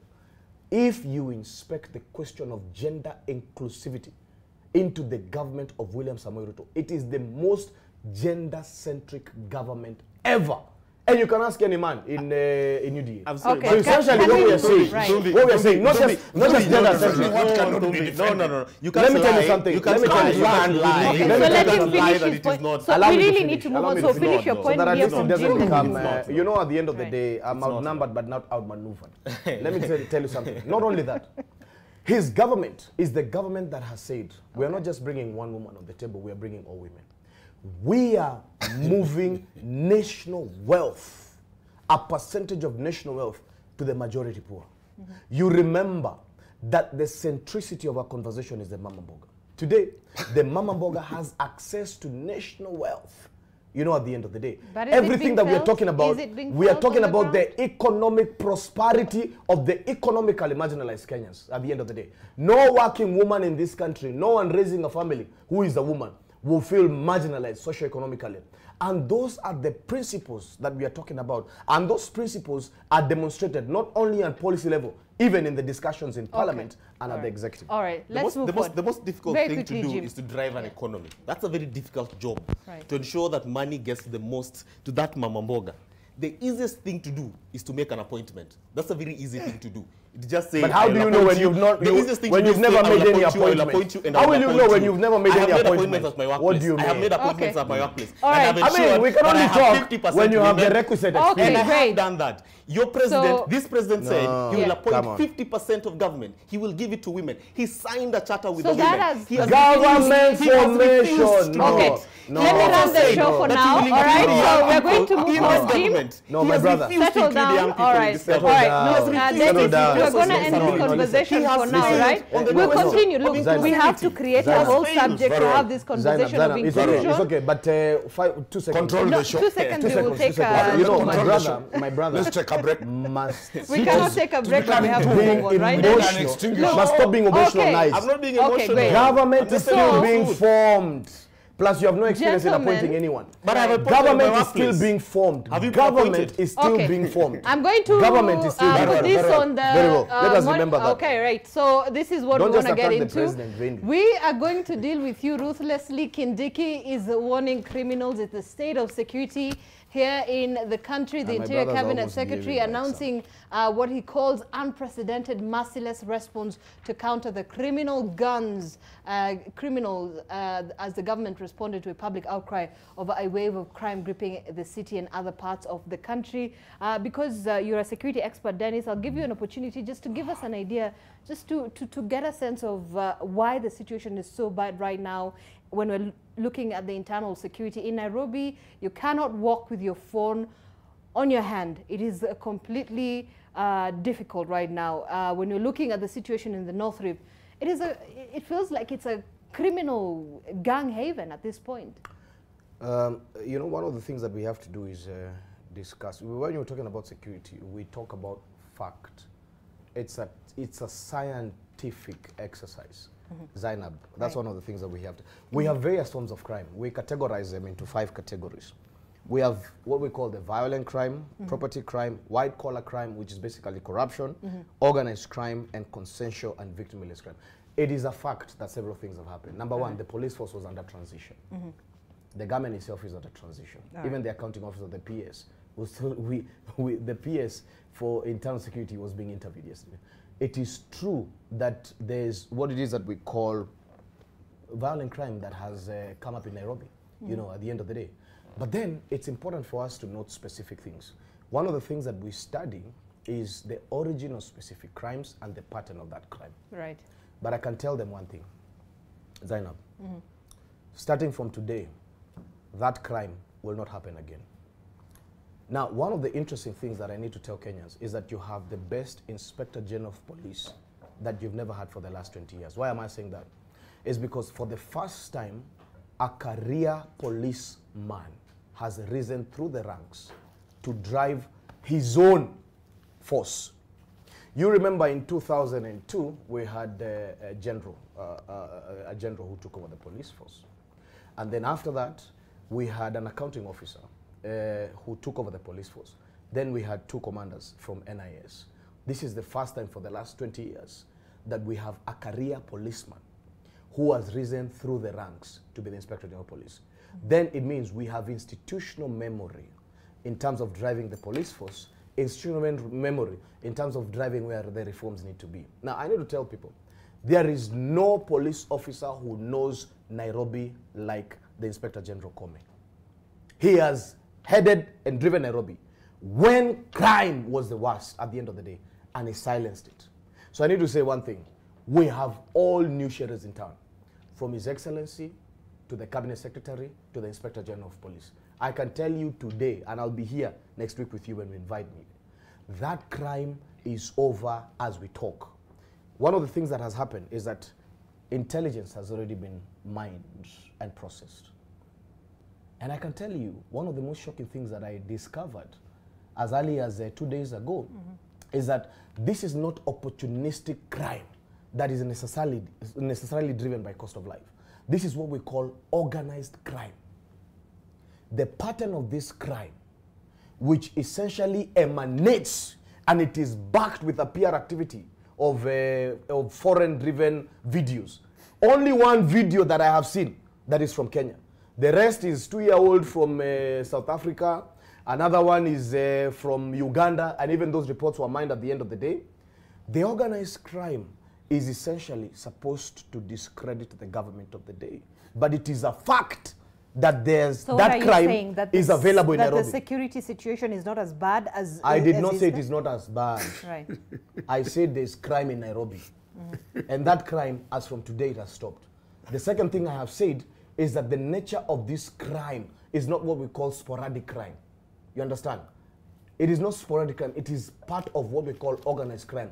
The same organizations that are in banditry, they are organized crime, their type of weaponry, their supply of bullets, the type of economic gain that they want to achieve is what we call, it's part of the organized crime. It falls essentially under the categories of terrorism and many other things, essentially. Even what I have been telling, what I have been championing, and if at the end of the day, what is happening in the banditry-prone areas falls squarely under the Terrorism Act. When you raid a police station, when you steal the guns, when you maim Kenyans, when you whatever you do, that we must disqualify it as mere banditry and cattle rustling, and we must say this indeed falls under the true definition of the Terrorism Act in the country.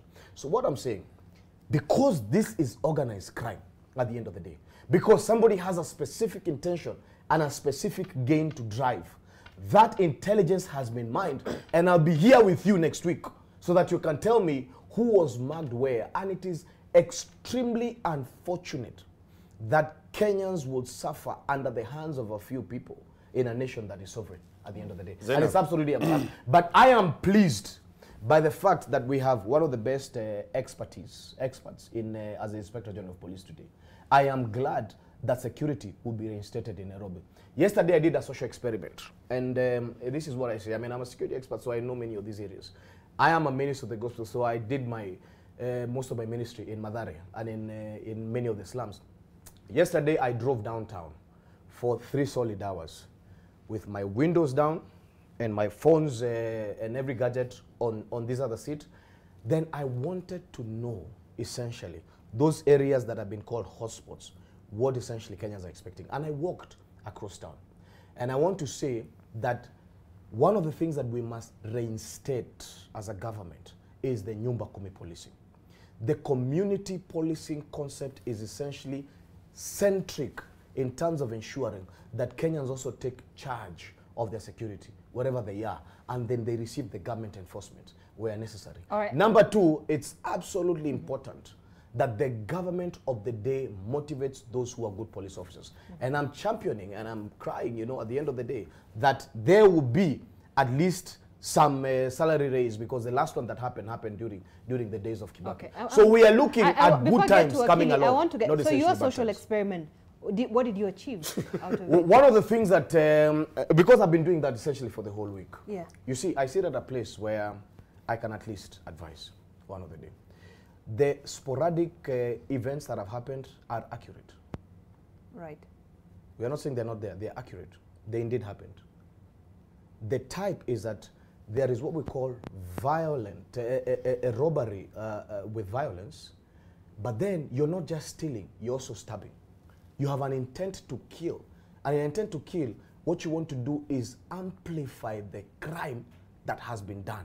For whatever gain, we don't know. Because once you achieve to take a pass or a phone from somebody, what is your interest in terms of making sure that you stab that person and you amplify the issue? Zainab, right, okay. Let me the CBD is the most policed area. The CBD has in excess of about 600 officers thereabout, and uniformed and thereabout. That is why there's no bank robbery that can happen here. But Dennis, let me change the debate. But Dennis, is it a reflection? So when we're looking at the state of security and the policing that is already there in terms of in the CBD, but it is not reflecting on the amount of cases that we are getting, even as journalists, every single day, of people getting mugged, killed, even stabbed. So I looked at the report. How many incidents did you get? I'm going to give you. Let me put in a different angle, then he'll put it. I'm in the thick of these things. On NTV here, we discussed the question of the politicization of the police force. During the campaigns, there was a political target of the security forces.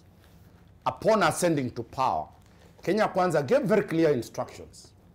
The police to go back to Kiambu Road. And they are there at Kiambu Road. What does that mean? The police are not supposed to be on the streets. They should wait for a complaint to be launched at Kiambu Road. In speed to that, to bring Kenyans to speed, the SSU was disbanded. After the SSU, the special unit was disbanded, then 10 of my clans were arrested. They are committee. But what has that got to do with... I'm coming to how it is. How does it affect the policy? They were disbanded. They have been detained for 21 days. The question that now raises is, what did that act trigger police officers? The police officers use a gun. The police officers have a firearm. The police officers, while executing their mandate, are supposed to use a firearm. Nowadays, any time a police officer uses a firearm, in the interest of the citizen, an entity called IPOA arrests them. They are arraigned in court. But to be fair, allow me to raise that. Allow me to raise that. It's not accurate. Allow me to raise that. Allow me to raise that. Okay. Because we need to understand the trigger is those. You can be right and you can defend whatever you have. The trigger for the crime in Nairobi is the 9 police officers. Number 2. So they mobilize. So you're saying they mobilize the crime? Allow me, Dumbi, to put it very clear. Okay. Number 2, there is a new law that has been implemented against the police. The superior command responsibility. Yesterday, Baby Pendo police officers, commanders who were in charge of Kisumu region are now being charged for murder. The question that is there, and this is what Kenyans need to understand, if the police commanders are going to be charged for an offense where a constable did an issue, will the commander do it? If a police officer who is outside Nation House sees somebody being robbed, a lady being snatched a bag, will she fire? She'll never. That police officer will hide in Nation House. No, because now what we have, and that is what everybody is not agreeing with, because they think it is about the police are on a go-slow. The police will never confront. Well, we had the Interior Cabinet Secretary dismiss those claims, but however... allow me to finalize that. Okay, finalize. You allowed him. Okay, finalize. Because the question that every Kenyan is asking, is there a massive crime? Yes. When did it start? Why did it start? I've given you the analysis. No, until the Inspector General of Police came in and has spelled the policies. Okay. And those policies today, I've read the Star. All right. They are saying the president is meeting the security people and they can defend whatever they defend. My position is Kenyans, we are alone. No, we will have to fight our battles with the crimes. Let's hear from, but I don't think that's it's not. I'm telling you, Zainab. You know, let us hear India also talk. No, he doesn't want me to talk because I'll correct him. There is India also. We are 3. Listen. We are 3. Yes. No, let him counter them. We will raise a petition. My brother. Allow us equal time. My brother, of course, is what you call, there's a movie that was very popular. It was called The Devil's Advocate. And so when you're the devil's advocate, you have the opportunity to defend the devil. You understand? If there are crimes that have been committed against life, every public officer will face the law. That's the truth. And who will defend the police? What we are saying is this. Who will defend the police? The police force, who are my family members and my fellow colleagues, are good people. at the end of the day. When they are killed, have you ever seen anybody arrested and charged for killing a policeman? Zero. There is, let me tell you something. One of the things that the Constitution and the government does not allow is the illegal slaughter of a police officer. We must never, ever entertain the injury of our police officers. The Inspector General said that he will defend the rightful use of firearms and heavy enforcement. There is no such thing as police officers who are on go slow. I know my colleague has been attending to the SSU and perhaps a few nefarious and he has the right to defend his client under the law. But can you defend many of the families who their bodies were floating in River Yala? Can you defend Baby Pendo? Can you defend the many people who have suffered under political persecution? Of course, you're not on this side, you're on that side. So, but even if you're picking a tab from your client, you cannot defend wrongdoing. But this is what we are saying. This is what we are saying, Zainab. And it's very, very, very... The Constitution is clear on protecting the right to life. Officers, police officers in this country, yesterday I was a police agent. Police officers in this country are hardworking people. And that's the reason why, when you look at Kenya Kwanza goals and the governance, one of the strongest arms that His Excellency wants to establish is the police force. That is why he established them as independent. They can account for their budgets at the end of the day. That is why they have a career politician as the Inspector General of Police. There is nothing like the police are on a go slow. That's the reason why I'm saying the sporadic crimes that have happened in this Nairobi are organized because, my brother said, because of a response to SSU. He has said this, is their lawyer. It is me. He has said and the fact is that even in court. At the end of the day, the crimes in Nairobi are not because of joblessness. No, that is the true. crimes in Nairobi are because of the response of the disbanding of SSU. And therefore, they fall under political mobilization of organized crime. That somebody is interested in stabbing and killing Kenyans. Okay, because the president is cleaning up the All right, settle down. So, Jim, we're going to come back to you. And this is a serious issue. All right, so let's take a very quick break. You're watching M Live on NTV. When we come back, we'll hear from Jim India. The hashtag to use, as always, is M Live. But there's a new sheriff in town. Stay with us. We're back in a short while.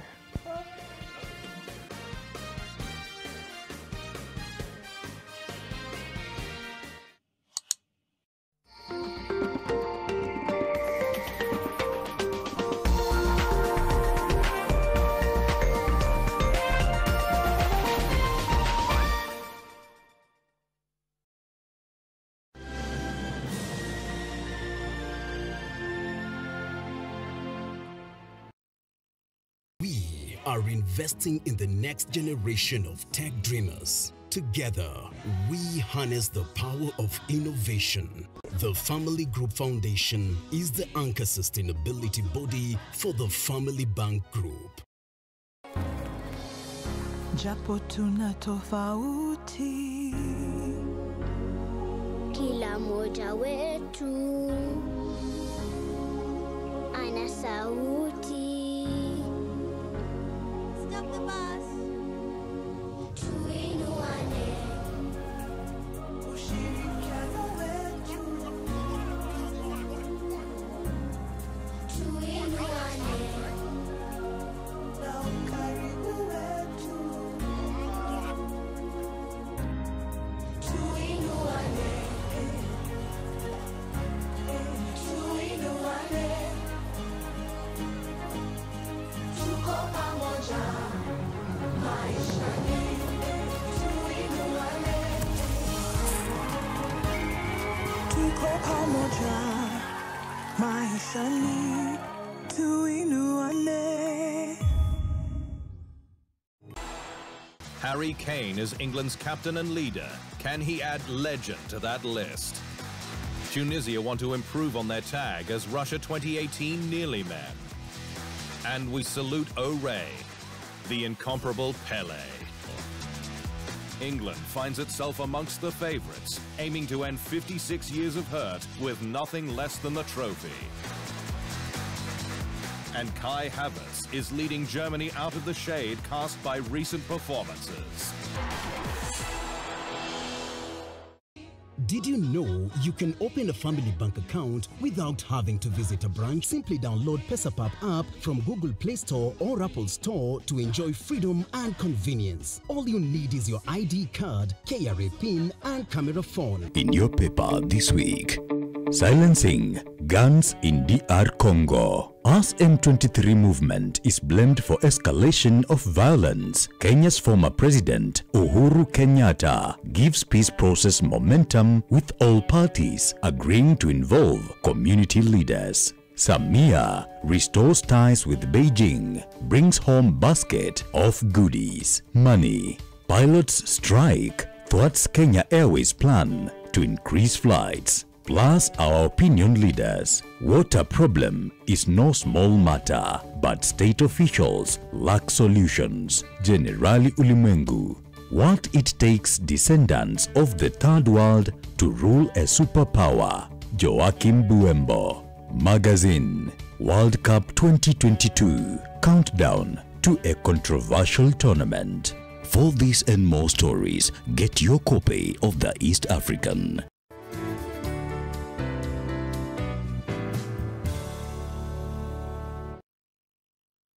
We know your flavor, and that's how you inspire us to always deliver the best quality meals made fresh with locally sourced ingredients.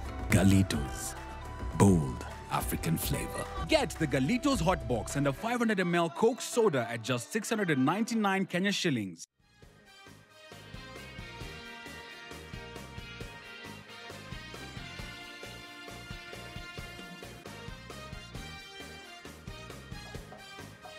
All right, thank you for staying with us. It is 42 minutes past 8, and you're watching M Live here on NTV. The hashtag we're using is M Live NTV at NTV Kenya, at Zainab Ismail. Still on the matters of security, we're going to get the last comments from Jim on this particular issue. And Jim, I mean, looking at the fact that, you know, the Inspector General of Police has already given, you know, a 1-month ultimatum to those who are holding illegal firearms to surrender them to the police in order to at least sort of manage the situation. From where you sit, you're a young person and you meet a lot of young people out there, and all these cases that we're hearing, what do you read from this? So government ultimatums have been given. I mean, in Pokot, I know we're talking about, I'd like us to even move away from just the city. Just in Nairobi, yes, of course. There's widespread, if you talk, I mean, so we have different dynamics on the security situation, yes, depending on where you're from. And in fact, the bandits in Pokot attacked just after the president had told them, don't dare me. And they actually dared the president that very evening. Right.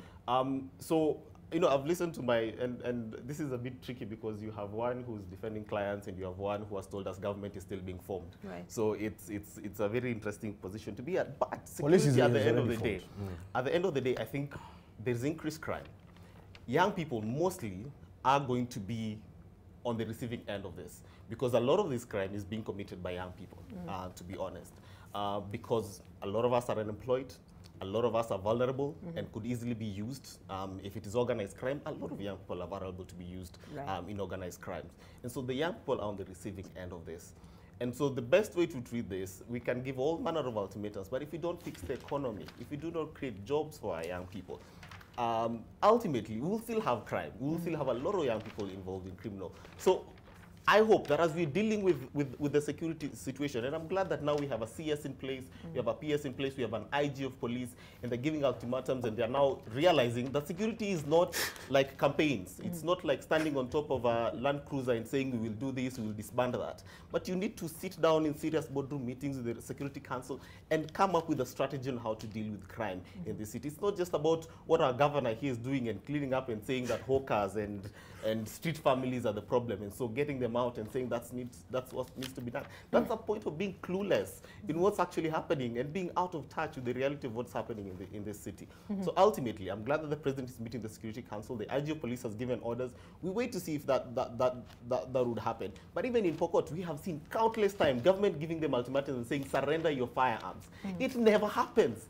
All the time, these firearms are still in their place. In fact, they keep getting new and sharper rifles to use against citizens. So we need a widespread and better a coordinated front on our security front, not just sending our army to DRC while we have a lot of internal issues here to deal with and our own militia. I asked the same question yesterday, though, where you know, Kenyans are asking why are we sending our troops to DRC, and the question was, we have an international obligation as well to the region and the continent as well. So the reason why the government decided to send the troops to DRC was to fulfill its international obligation as it continues to manage the situation in the country. Look at so what's happening in DRC is simple. You have a militia that has set up and continuing to take up new territory every day. All right. You have a militia in Pokot that is doing the same exact thing.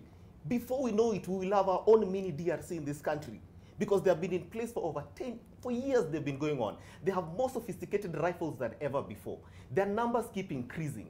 They become bold every single day, including daring the commander-in-chief of the armed forces of Kenya. So if we do not deal with this now... But isn't it a positive thing that we're seeing the president coming out quite strongly and saying this time around, we are suddenly managing the situation and we're going to get to the root cause? It is good, but our president is a smooth talker, and we applaud him for that. He's a smooth talker. But this security requires more than just a smooth talker. That's why I'm saying the meeting today is important. But barely, because we hope, barely 3 months in office? Yes, we hope that after the meeting today, Zainab, we'll have great strategy on how to deal with the security situation in the country. I shall respond. I think one of the things that we owe to each other in this country is the respect of professionals. We're talking about the commander-in-chief of the armed forces, and we're talking about an inspector general who is a career police officer. This possibly is his 3rd day in office. So when my colleague uses some terms to discredit them, yet his own security is dependent on them, you know, it's a conundrum. But this is what we are saying, Zainab. Unfortunately, the crime in Nairobi is organized in response to averting justice for what the police reforms must. Those police reforms must happen. Doesn't matter what you do. And unfortunately, it's a disgrace that the target is innocent Kenyans. And I have said, as of today, that has ended because the intelligence has been mined and we have all officers required in place. On the obligation that we have to DRC, we are now in 2 theaters. We're in Somalia and we're in DRC. At the end of the day, we have a regional obligation to make sure. All right. You remember the majority of what we have internally, the recruitment of the internal belligerents that bring a rise to the discomfort in our nation are recruited in our neighboring nations. So if we don't ensure that we have the least issues on security regionally, then we are going to be an island that is surrounded by fire and we have all these issues coming in. So we have an obligation to respond regionally on ensuring that the region is comfortable and the region thrives. Also, please remember that we have moral, and also, you know, DRC is one of the biggest markets that we have in the country today. All right. You understand? So what we are saying is that today, we are suffering because Russia and Ukraine is fighting. Is it our interest for that war to end? Yes. You understand? Do you have the capacity to send troops there? No. But do you have the capacity to send troops in DRC? Yes. What I'm saying, and I'm going to ask my brother, even if you're representing your clients, please support the new Inspector General of Police. Because the desire that we have is that whoever who is doing business in Kenya and you're a Kenyan, we owe you security and peace of mind. On the jobs issue, I need to say one thing. Waluke is not jobless. The COVID billionaires were not jobless. The thought behind killing someone has nothing to do with joblessness. The thought behind maiming someone and shooting them dead when you've carjacked them has nothing to do with joblessness. However, one of the things that we must remember is that the president is working day and night. The president fought traditional forces to ensure that he transfers national wealth to the majority who are poor. So what do we need? We owe him a good working environment. But you're dismissing the argument that the economic situation that Kenyans are facing partly might be it's a contributor, but cannot be a motivator for you to kill Zainab. Right. You understand? No, and I'm not talking to you about at that extent. I'm talking about the people who outside Nation Center will put a knife on your neck and say, give me your phone and give me your pass. Zainab, again I remind you, just because you're jobless, you don't have to be a killer. And because crime, even white-collar crime, which is worse, which drives majority of Kenyans into poverty, is done by professors and people who are employed. We are saying that each one of us owes each other the peace of mind, and we owe each other ethics. If you don't behave well, you violate my rights. All right. If I don't behave well, I violate your rights. This is what we are saying. All right. We are saying that because we have gone through so much as a nation, because this nation cannot even feed itself, Zainab, we cannot introduce another risk because all of us are going to be unstable. We're asking the new Inspector General of Police that we know that he's one of the best and he went through a process.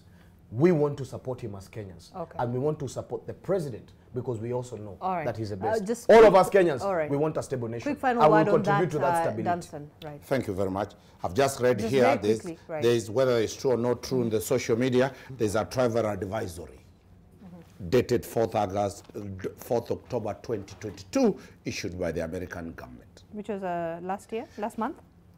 October, last month. Last month. It has nothing to do with you can defend everything. All we are saying, I totally support the new Inspector General of Police. The problem that the new Inspector General of Police will face is the question of IPOA, is the question of civil society, is the question of seeing police officers when they fire defending people's property, when they fire bullet defending that young lady on outside Nation House who's being carjacked or her handbag going as an extrajudicial killing. Once we start telling the police that when they are defending Kenyans who are being stabbed, it is extrajudicial killing, the police keep off. Let IPOA keep off the police, and the police will protect us. The Inspector General will not succeed if the police actions is completely now being criminalized. He will give orders. The question of who will respond to those orders has also been dealt a blow in the Baby Pendo matter. Let us deal with security matters outside NTV cameras. Okay, and let's end that topic for now. I wish, right? I'll invite you gentlemen next week. We discuss this issue of security much deeper and trying to get to see how the Baby situation Pendo is. must get justice. Okay, the many floating bodies in the rivers must get justice. Okay. It doesn't matter whichever lawyer you hire. That again was a nefarious action against the security of Kenyans. Okay. I lost close friends to abductions and kidnappings. Those do not represent the police force. By the way, it's less than 1%. Okay, so let's move forward. We support the police Dennis? force, and at the end of the day, the kind of gains that will come to police officers in this country are gains that they last saw in the last 15 years. All right. So we're almost out of time. I had hoped that we'd discuss something a little bit different, but it's suddenly out of time, and we are seeing some cracks in Azimio. I don't know where that will lead us to. It will be interesting to see how the how the next few days will be. But just maybe quick comments, final thoughts. I'll begin with you, Wakili Dunstan, then Dennis, and then Jim. Just very quickly, so many interesting political developments within what we call opposition, right? So Azimio cracks in terms of the PSC positions, ODM sort of edging out, Jubilee on that, and are we going to see Azimio in the long run? Azimio will not be there. Right. ODM will remain because the politics of the day is that there is an employment bureau at State House. There's an ATM at State House. Politicians will migrate to where there is an employment bureau and where there is an ATM. So Azimio will remain a shell. It will again revive under a new term in 2027. That is the politics of Kenya, where we do not have any political party based on ideology, based on anything. It is an So we must accept that? It is the reality of Kenyans that every new election, everybody will go for an employment bureau in State House. People want ambassadorial jobs. People want to get roads. People want to be given things. That is at State House. It is not at Capitol Hill where Raila Odinga's office is. So everybody is heading there until again they nomad back to their positions then, come I mean, 22. Interesting, because what does that speak of that is our badness in politics. Our political party institutions. Because we do not have political parties that are based on ideology. Right. We hope this time we would have found Azimio as a strong political party and Kenya Kwanza. But you see it is crumbling. Thank you, Akili. Dennis, very quickly, I have 30 seconds. Yeah, I mean, essentially, we knew that the end of Azimio will be sooner than later. And essentially, Azimio is ODM. And Jubilee is realizing that too late. And that's the reason why Jubilee has come up in arms and saying, oh, you know, you guys are monopolizing us, we are doing this. But Azimio has never been anything else other than ODM. And ODM has morphed through the years. They were NASA the other day. They tried to morph to One Kenya Alliance, to many other things. Essentially because they have never had an ideology. It's been the T-Beams and the Tialalas. They have nothing to give Kenyans. And when you don't have an ideology, people get to discover your nakedness sooner than later, and they don't like the side of it. So essentially, Azimio has nothing to offer Kenyans. What we want is a strong parliament that can oversight the executive. We want a strong judiciary. We want a strong police force. We want strong institutions. And that is what we're going for. So it doesn't matter whether you're in parliament or you're in Azimio. The duties of the constitution are prescriptive to you as a parliamentarian, as a senator. Do them. Let us clean up this nation that the constituents of Azimio messed up in the last many years. And we need a Kenya that is strong and mighty. Jim, very quickly. I think Azimio, just like NASA, just like CORD, would die its natural death ultimately and morph, as has been said, into something else. But I think the work of accountability, which is a very important work, goes back to the people of Kenya. As they say, security starts with you. I think accountability will start with us. This government, to be kept accountable, whether you voted for it or not, we must keep it on its toes. We must criticize it. Supporting government doesn't mean you shut up. So criticize it, ensure you keep it on its toes, and do that hard work of accountability. Because as I've always said, Parliament is our weakest link. We can't rely on it. All right, thank you. Jim India, political analyst. Dennis Ndumbi, political governance analyst as well as security expert. And Dunstan Omari, lawyer, political analyst. Thank you so much, gentlemen, for coming in this morning. I guess we need more time when we're having this discussion. All right, that's M Live on NTV. Thank you once again for watching. A lot of comments and questions. We'll be continuing that conversation online. My name is Zainab Ismail. Have yourself a good morning. Great day ahead.